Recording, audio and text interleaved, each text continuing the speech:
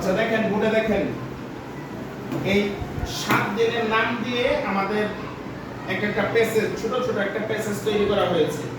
আমরা একদিনে একটা করে প্যাসেজগুলো পড়ব, পড়াগুলো পড়ব। দেখেন আমরা ভেঙে ভেঙে লিখেছি সবগুলা, এইভাবে মুখস্থ করবেন তাহলে ট্রান্সলেট করতে পারবেন। দেখেন বলেন on Sunday, O N on, S U N San,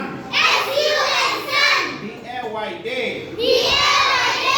on Sunday, রবিবারে, অন সানডে, রবিবারে, আর আই রি, এম এ মা, কি হলো রিমার সাথে এস আছে, কি আছে উপরে একটা দাগ দেখছেন না, খেয়াল করছেন লেখার সময় কি রিমাস, পরে এফ এ ফা, টি এইচ ই আর দার,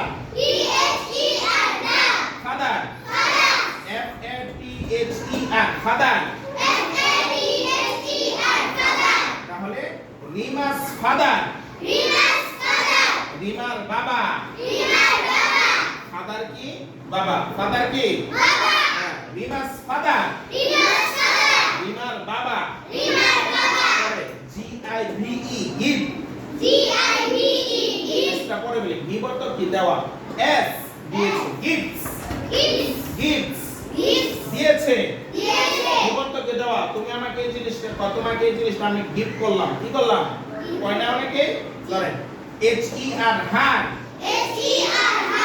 হার অর্থ তাকে, গিফটস হার, তাকে দিয়েছে, S C, S double E D seed,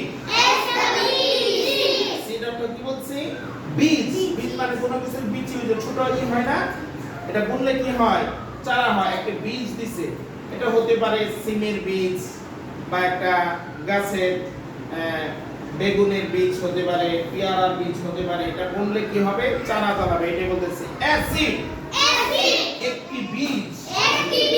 এখন আমরা পুরোটা ডাইনা বলি, আমরা বানান করে বললাম। ধরেন অন সানডে, রবিবারে, রিমাস ফাদার, রিমার বাবা, হাত তাকে দিয়েছে, অ্যাসিড একটি বীজ। তাহলে পুরোটা আমি যদি ইংরেজি বলি কিভাবে বলবো, on Sunday Rima's father gives her acid, রিমার বাবার, রবিবারে রিমার বাবা তাকে দিয়েছে একটি বীজ, রবিবারে রিমার বাবা তাকে একটি কি দিয়েছে বীজ দিয়েছে।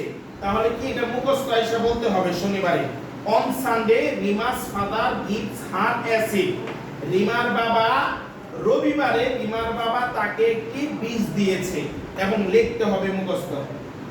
পারবেন সবাই?